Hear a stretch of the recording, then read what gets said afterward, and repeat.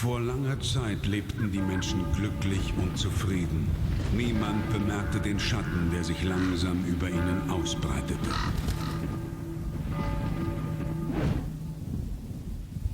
Die Dunkelheit trübte ihre Sinne und das Böse fraß sich tief in ihre Seelen. Vom Wahnsinn getrieben schmiedeten sie einen Pakt mit dem Teufel. Zu später Stunde kamen sie zusammen, um gemeinsam die Mächte der Finsternis mit ihrem sündigen Blut zu rufen, sie zu erlösen von ihrer sterblichen Existenz, den Anbeginn einer neuen Welt vor Augen.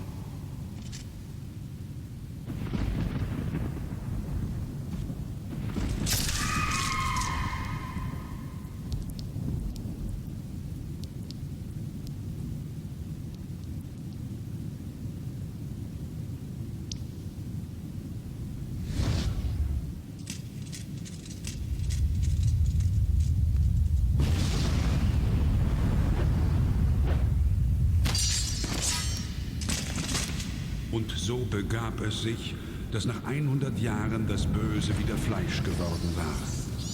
Als unsterbliches Geschöpf der Nacht kann es die Gestalt des Wolfs, der Fledermaus oder des Nebels annehmen. Es labt sich am Blut der Menschen. Dracula, der Fürst der Finsternis, Herr des Teufelsschlosses, ist auferstanden.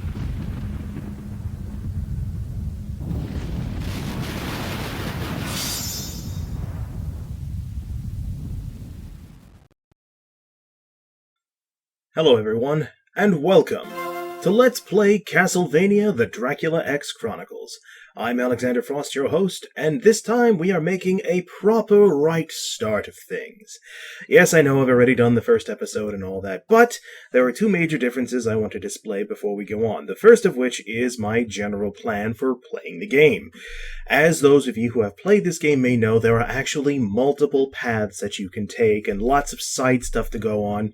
The way I'm going to do it is I'll play the game main as Richter. I'll be playing through the A path as Richter, then I'll go back and play again on the B path as Richter, and then I'll go back again and play as Maria on all the side paths that I missed and pick up all the secrets. I may miss some things anyway, but I'll give it my best shot.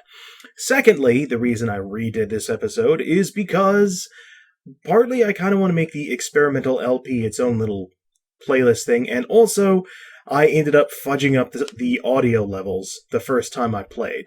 I've got it fixed now, it's good, so we can just begin. Once again, I'm going to go ahead and delete the LP file and remake it. Can't delete it twice.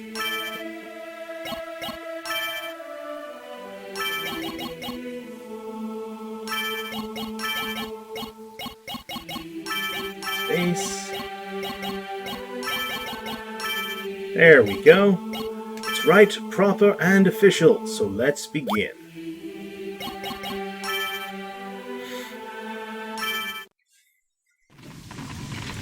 Enter our hero.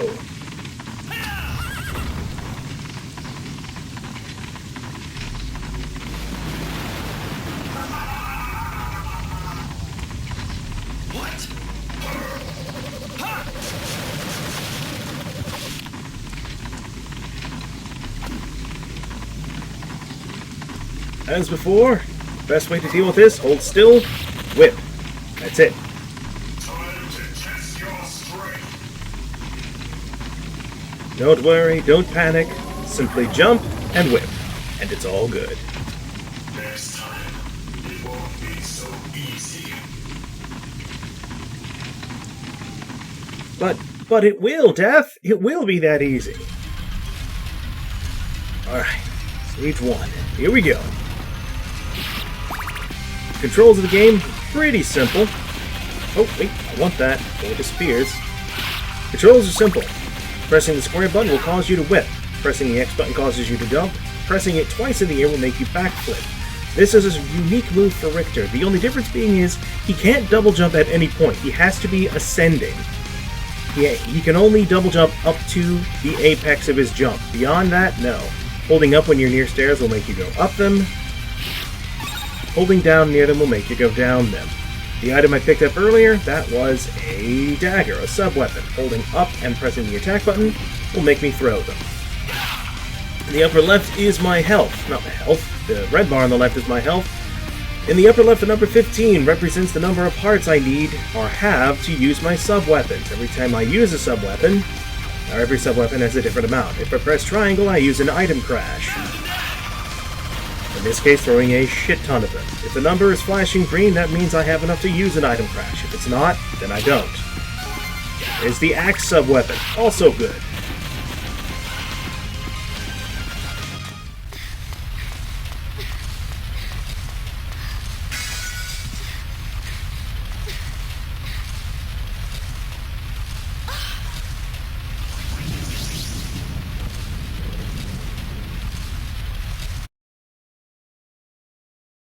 How lovely. A fitting girl for Count Dracula. Now, come to me. No!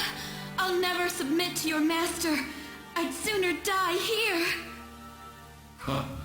So much the better. Besides, once you marry my lord, death will lose all meaning for you. Richter. Hold a moment, Shaft. Of course, Master. What brings you here? That young lady has a certain connection with my old foes, the Belmonts. Bring her alive. I have a most amusing idea. By your command. The Master bids you sleep, girl. We must prepare a proper welcome, Belmont. Now, as I said before, I will use Maria to find the bulk of the secrets that I missed. I will point out secrets as I find them if I can. I may miss them, so, you know, don't hate me if I do. I will do my best to find all of the goodies. Whoops, that's not what I meant to do. But it saved my life! Nope, with the barrel. Also, little hearts are worth 1 heart, big hearts are worth 5. The money just helps your score, and if you get, I think, 200,000 points, you will get an extra life. Which is why I will be, doing my best to get as many lives as possible, because this game is hard. I should also note, I probably should have mentioned this before, this game is a remake of Rondo of Blood, a game that was not released outside of Japan until this remake. Mysterious hidden roasted dungeon wall chicken! I'll say it right eventually. Now this is the first major pathway we can split off to. We could go to the left, break down that wall, and find our way to the alternate path which will lead to alternate stage 2. We don't want to do that. We want to stay on the main path, so we want to go to the right. Trust me, we'll come back to that.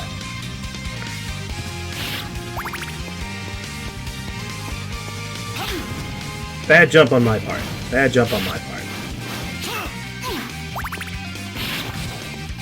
Isn't that adorable? Also, I think I understand now why Dracula decided to attack this town. Clearly he didn't know that Annette was here, or that this was, you know...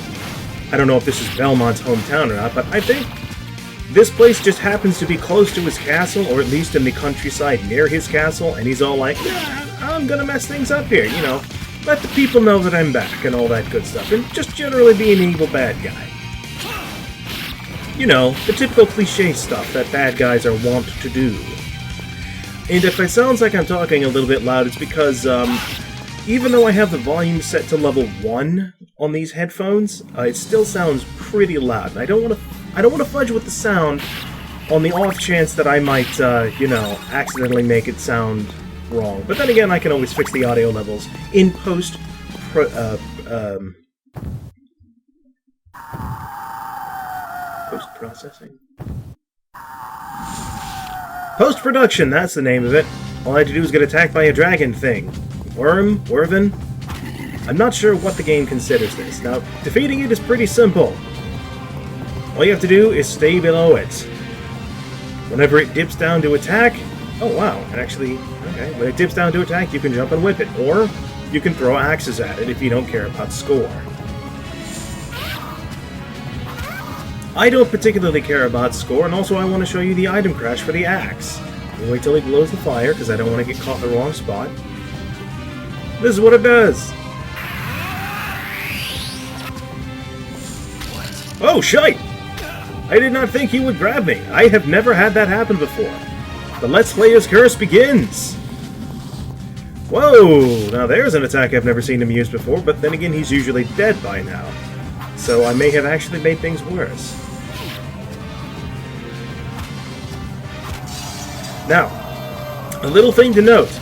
Most of the bosses in this game have what's known as a desperation move that they like to use with their last dying breath. This enemy is the only one that doesn't. I jumped too soon. I jumped the gun!